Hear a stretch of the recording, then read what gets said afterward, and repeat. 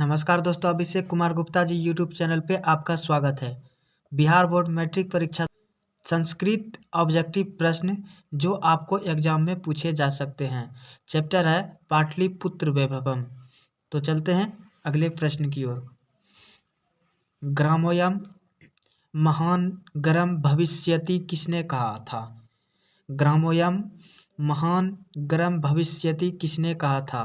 तो इसका आंसर हो जाएगा ऑप्शन नंबर डी, भगवान बुद्ध ने। भगवान बुद्ध ने। अगले क्वेश्चन की ओर। पाटलिपुत्र किस प्रांत की राजधानी थी? पाटलिपुत्र किस प्रांत की राजधानी थी? तो इसका आंसर हो जाएगा ऑप्शन नंबर एक, बिहार। चलते हैं अगले प्रश्न की ओर। दामोदर गुप्त ने किस काव्य की रचना की? दामोदर गुप्त ने किस काव्य की रचना की? तो इसका आंसर हो जाएगा ऑप्शन नंबर डी, कुट्टिनीमत। कुट्टिनीमत। अगले प्रश्न की ओर। मेगास्थनीज पटना किसके समय में आया था? मेगास्थनीज पटना किसके समय में आया था? तो इसका आंसर हो जाएगा option number C, Chandragupta Maurya के समय में। अगले प्रश्न की ओर। पाटल पुष्पों की पुतलिका रचना के आधार पर पटना का कौन सा नाम है? पाटल पुष्पों की पुतलिका रचना के आधार पर पटना का कौन सा नाम है? तो इसका आंसर हो जाएगा ऑप्शन नंबर सी, पाटलिपुत्र। अगले प्रश्न की ओर। पटना में कौमुदी महोत्सव कब मनाया जाता था? पटना में कौमुदी महोत्सव कब मनाया जाता था? तो इसका आंसर हो जाएगा ऑप्शन नंबर एक, गुप्त वंश काल में। गुप्त वंश काल में। अगले प्रश्न की ओर। पाटलिपुत्र पटना के नाम से कब से प्रसिद्ध हुआ? पाटलिपुत्र पटना के नाम से कब से प्रसिद्ध हुआ? तो इसका आंसर हो जाएगा ऑप्शन नंबर सी, मध्यकाल से। मध्यकाल में। अगले प्रश्न की ओर। पटना का इतिहास कितना पुराना है? पटना का इतिहास कितना पुराना है? तो इसका आंसर हो जाएगा ऑप्शन नंबर एक, 2500 वर्ष पुराना है। अगले प्रश्न की ओर। कुट्टिनिमतम काव्य के कवि कौन हैं? कुट्टिनिमतम काव्य के कवि कौन हैं? तो इसका आंसर हो जाएगा option number B, Damodar Gupta. Damodar Gupta. अगले प्रश्न की ओर। यूनान का राजदूत कौन था? यूनान का राजदूत कौन था? तो इसका आंसर हो जाएगा option number C, Megasthenes. Megasthenes. अगले क्वेश्चन की ओर। राजशेखर की रचना कौन सी है? राजशेखर की रचना कौन सी है? तो इसका आंसर हो जाएगा ऑप्शन नंबर एक, काव्य मीमांसा। काव्य मीमांसा। अगले प्रश्न की ओर। कौमुदी महोत्सव किस ऋतु में मनाया जाता था? कौमुदी महोत्सव किस ऋतु में मनाया जाता था? तो इसका आंसर हो जाएगा ऑप्शन नंबर डी, शरद ऋतु में। अगले प्रश्न की ओर। पटना नगर की पालिका देवी कौन है? पटना नगर की पालिका देवी कौन है? तो इसका आंसर हो जाएगा ऑप्शन नंबर सी, पटना देवी। अगले प्रश्न की ओर। सरस्वती का कुलगिरी कौन सा महानगर था? सरस्वती का कुलगिरी कौन सा महानगर था? तो इसका आंसर हो जाएगा ऑप्शन नंबर सी, पाटलिपुत्र। अगले प्रश्न की ओर। परिभूत पुरंदर अस्थनाम की संज्ञा किससे दी गई थी?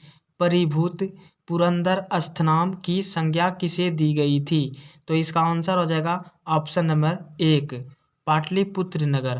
पाटलिपुत्र नगर। अगले प्रश्न की ओर। सिख संप्रदाय के 10वें गुरु कौन थे? सिख संप्रदाय के 10वें गुरु कौन थे?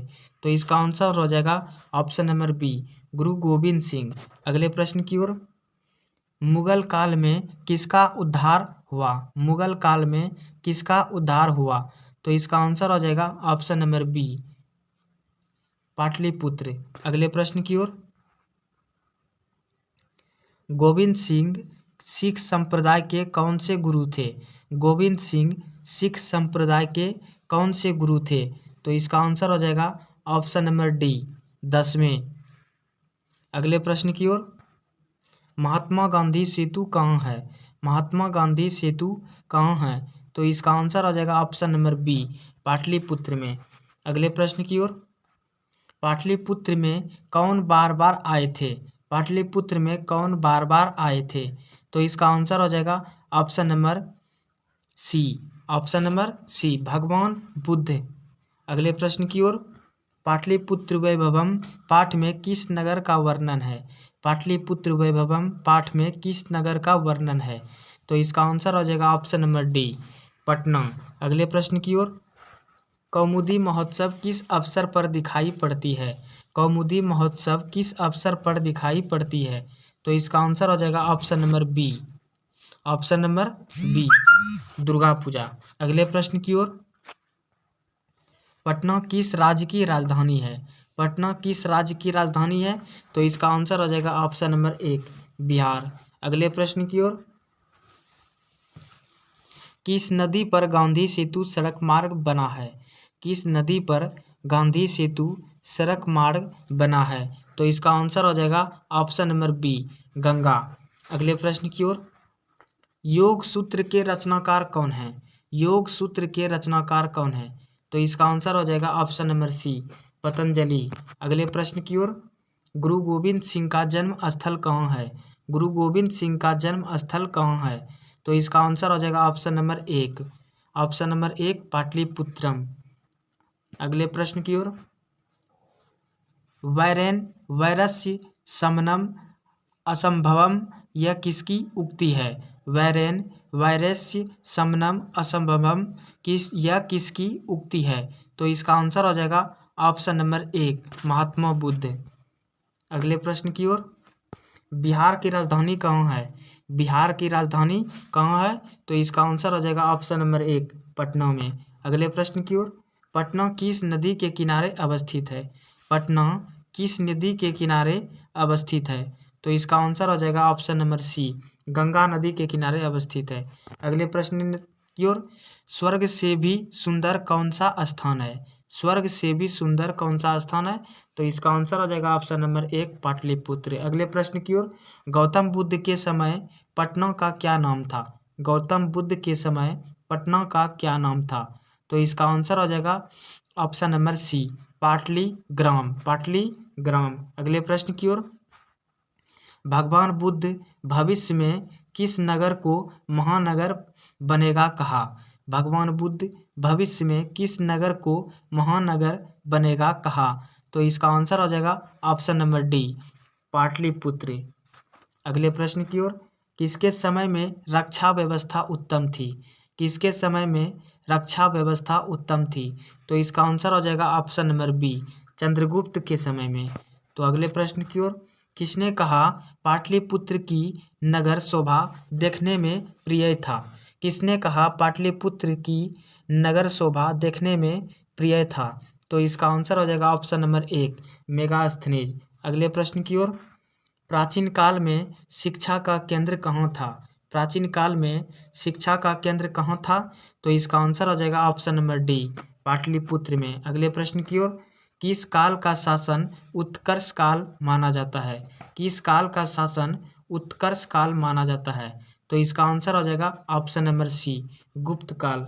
अगले प्रश्न की ओर, पटना का पुराना नाम क्या है? पटना का पुराना नाम क्या है? तो इसका आंसर हो जाएगा ऑप्शन नंबर एक, पुष्पपुर, पुष्पपुर। अगले प्रश्न की ओर, मध्यकाल में पटना लगभग कितने वर्षों तक जीर्ण शीर्ण रहा? मध्यकाल में पटना लगभग कितने वर्षों तक जीर्ण शीर्ण रहा?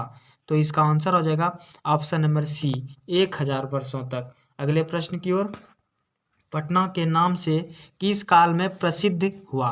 पटना के नाम से किस काल में प्रसिद्ध हुआ? तो इसका आंसर हो जाएगा ऑप्शन नंबर सी, मध्यकाल से।